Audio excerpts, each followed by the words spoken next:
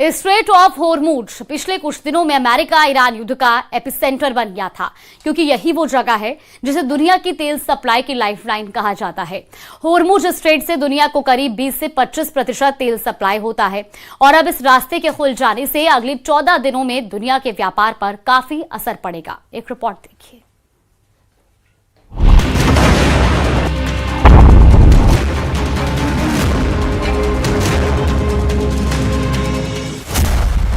महायुद्ध का epicentre straight of Hormuz.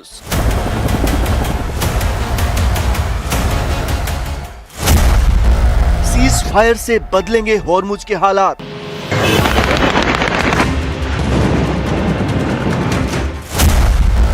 चौदह दिनों में कितना बदलेगा स्ट्रेट ऑफ हॉर्मुज?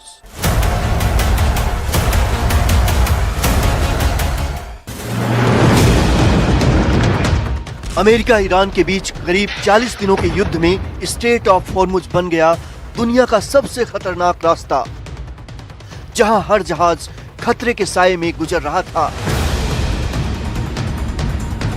लेकिन सीज फायर के अगले 14 दिनों में इस रास्ते की किस्मत बदलने वाली है। एक बार फिर हॉर्मुज दुनिया के लिए तेल की सप्लाई का सबसे बड़ा रूट बनने वाला है और इस रूट पर एक बार फिर जहाजों की आवाजाही उसी तरह बहाल होगी जैसे युद्ध से पहले ये दुनिया की तेल सप्लाई का बड़ा केंद्र था। पहला बड़ा बदलाव, ईरान के सीधे कंट्रोल में रहेगा हॉर्मुज, यानी इस अहम जलमार्ग पर ईरान की पकड़ और मजबूत होगी। दूसरा बदलाव, हॉर्मुज से जहाजों की आवाजाही शुरू होगी।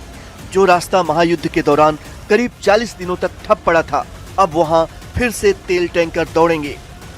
तीसरा बदलाव, हॉर्मुज में ईरान ओमान चार्ज वसूलेंगे, यानी हर गुजरने वाले जहाज से फीस, टोल या टैक्स या सिक्योरिटी चार्ज लिया जा सकता है।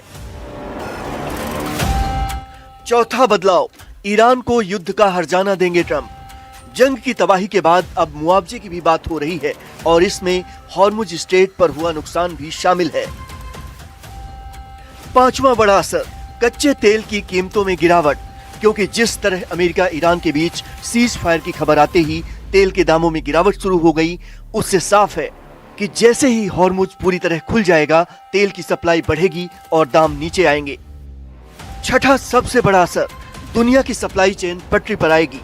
एशिया से यूरोप तक जो व्यापार रुका हुआ था, अब वो धीरे धीरे सामान्य होगा।